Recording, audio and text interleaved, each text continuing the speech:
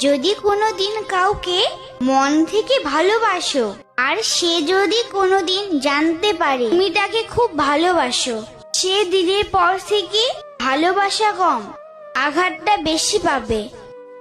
সত্যিকারের ভালোবাসা কোনোদিনও পূর্ণতা পায় না, শুধু পেয়েছো কষ্ট।